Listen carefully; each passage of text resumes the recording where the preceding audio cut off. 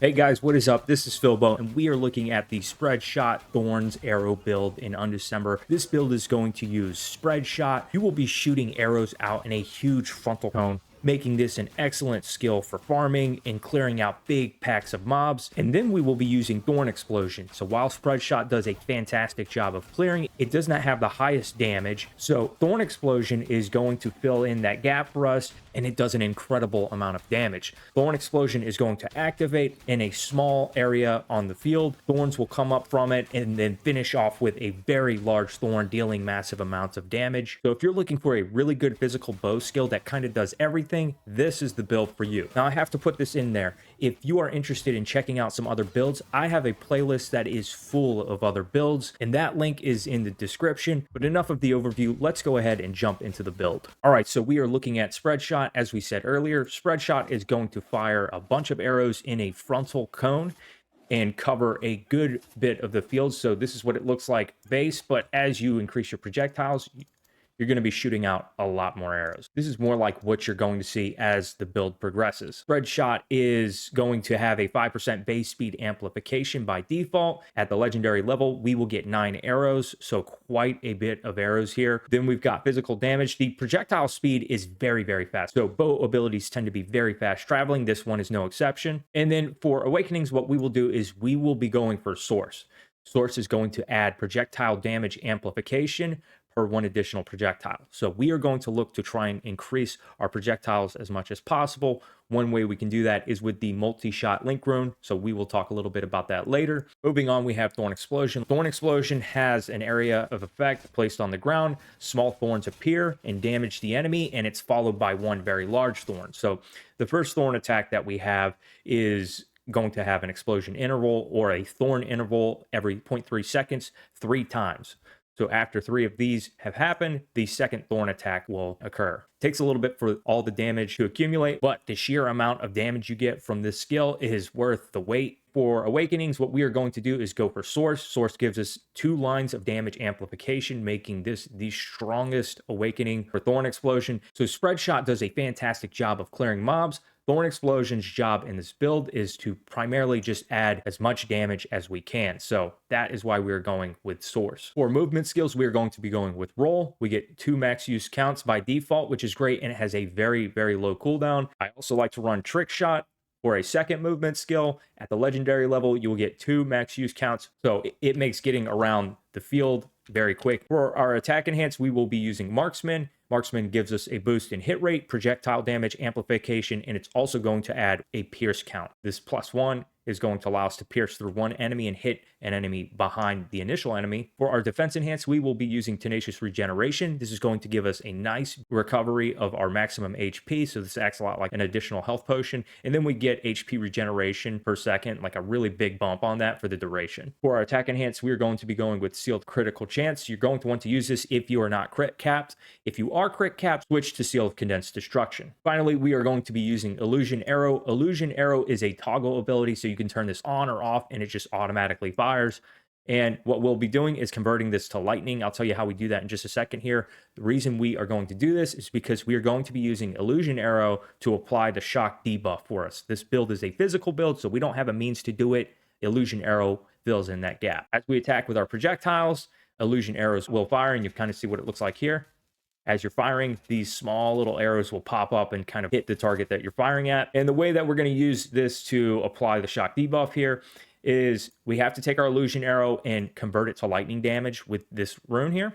And then we are going to add continuous shock. Continuous shock is going to give us this additional shock rate, which is going to allow us to inflict shock to the enemy. Again, shock increases damage taken to enemies by 20%. And then we get additional shock effect from the rune. Investing in this rune is going to add a lot of overall damage to the build. And just to kind of show you what it looks like, we're going to turn illusion arrow on and we are going to start attacking.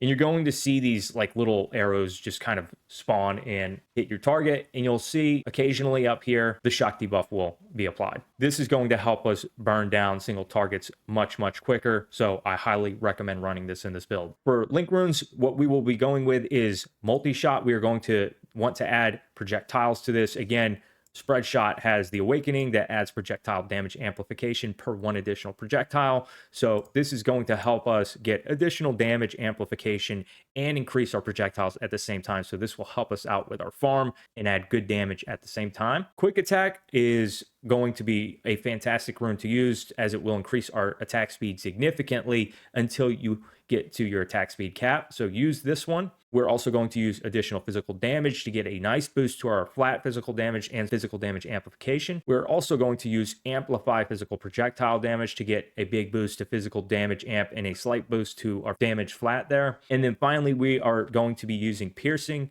And piercing is going to allow us this added pierce count here. So this +3 allows each projectile to hit an enemy and pierce through multiple times. Not only does this allow for a much better farming experience, but it is going to add a lot of damage as well. So if we look a little bit deeper at piercing here, we can awaken it and get an additional pierce count. So this +1 and then nice damage boost on top of that. The reason we want to get this pierce up is because once we level piercing up, I think 35 is when you get +3. And then the additional one from the Awakening, that's 4. You get this damage amplification per +1. So this is going to be 22% damage amp. Then you get 5% here. Then you get all this additional projectile damage and then the projectile damage from the Awakening. So this is a really strong rune. Not only does it give a lot of damage, but it's great for farming as well. I think the other one that you can use for farming is also Chain. Chain is going to allow your Spread Shot to kind of like bounce from one enemy to the next. So as your arrow hits an enemy, it will seek out the next closest target. And I think that Chain works slightly better for farming, but it's not going to give quite as much damage. I recommend just sticking to piercing after you've kind of invested in your build. If you want to play around with Chain, go for it, but definitely don't try and invest in Chain early on. Stick to your other runes. We are then going to be using spell activation on attack hit to activate the Thorn Explosion. We are also going to be using amplify physical projectile damage. Mana Storm adds a lot of strike damage amp and is going to make the mana cost of Thorn Explosion go a good bit higher, but Thorn Explosion is a very low cost skill in terms of mana, so no worries there. We are also going to be using area of effect. This is going to boost the area of Thorn Explosion a good bit. So 306 is the range on the second attack, 229 on the first. One of the issues with Thorn Explosion is even though it has a lot of damage, it's not a very large area of effect. So this is going to help us out in clearing. And then it also gives us a better chance of hitting targets that might be moving if the area is slightly larger. If you want the maximum amount of damage, you would just take this off and use concentrated area damage instead. This is going to lower the range and add a lot of damage. You get this area of effect dampening, but you get a big damage boost in its place. Recall from earlier that the explosion range on our second Thorn attack was over 300 and it's now under 200. So it's a big difference. That's why I just prefer area of effect most of the time. We're also going to be using strike damage amplification boost here.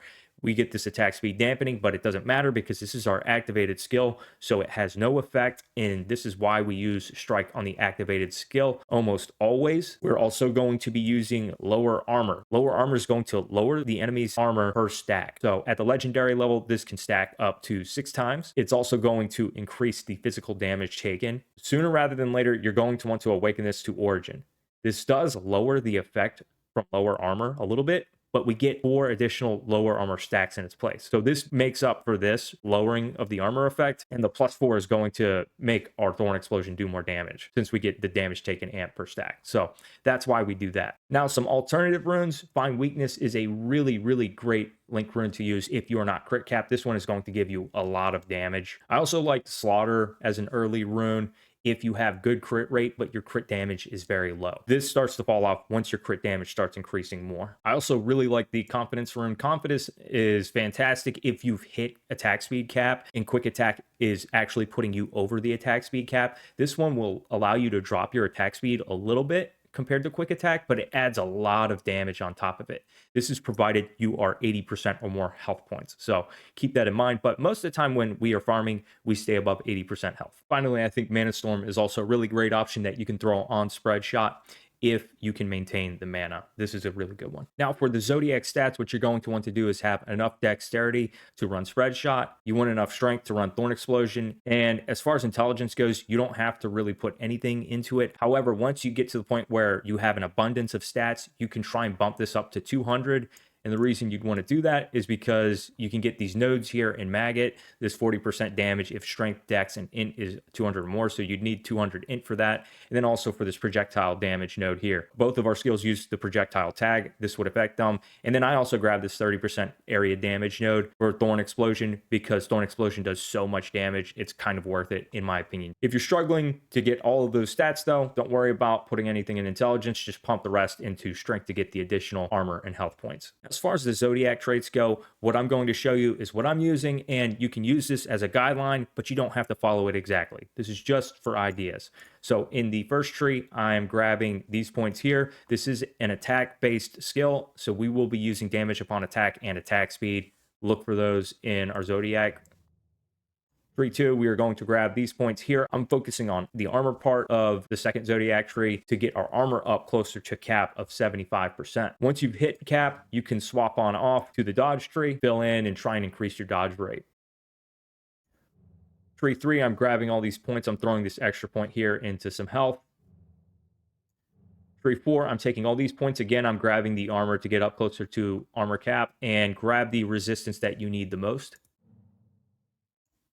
Tree 5, I'm grabbing all of these points here. I like these two right here as they added a fairly good amount of sustain. Every single hit, we will get 2 HP and 1 mana. Our Thorn Explosion hits 4 times. So that's a lot of hits right there, even on single target. And then for every mob that we hit with our spread shot while we're farming, this really, really has the HP and mana flowing. So there's that. Illusion Arrow also has projectiles flying out and adding to this. So these two nodes right here seem to add a good bit of sustain for me.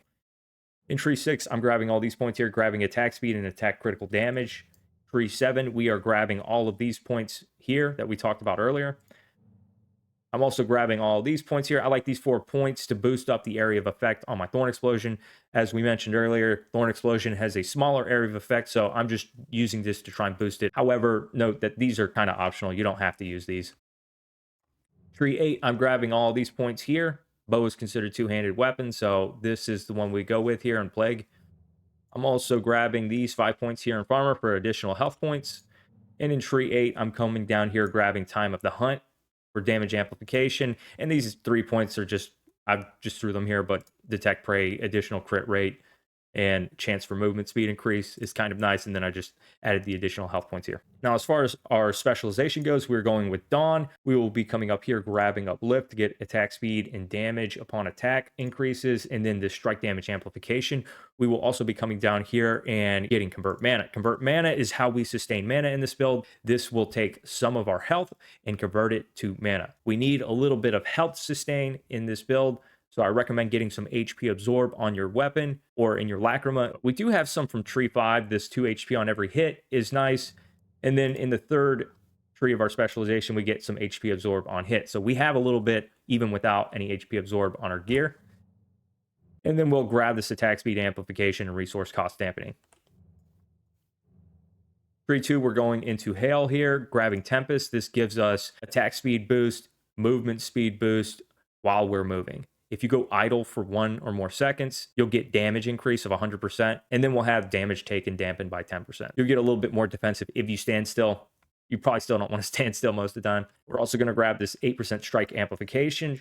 We'll also get sharpness for the 50% crit rate and crit damage of 25%, and then top things off with this attack crit rate, attack crit damage. For the third tree, we are going to go up here, grab this 12% strike damage amplification. We'll get this attack speed amplification as well. HP Absorb, like we talked about earlier, and then Capable, which gives us attack crit rate and crit damage based on the amount of strength, dex, and intelligence that we have. Gear stats you should be looking for: the bow base, you want speed and critical rate. Charm stats, charm blessings, and avatar information, that's all going to be down in the video description below so that you can reference. But that is the entire build. What do you guys think? Do y'all like this? How can we improve it? Let me know your thoughts down in the comments below. If you got any questions about the build, or if I've missed something, drop that down there as well. But if the video has been helpful, do me a solid and give me a like and a subscribe. It helps me out a lot, but I've got to get back to the grind, so I'll catch you guys later.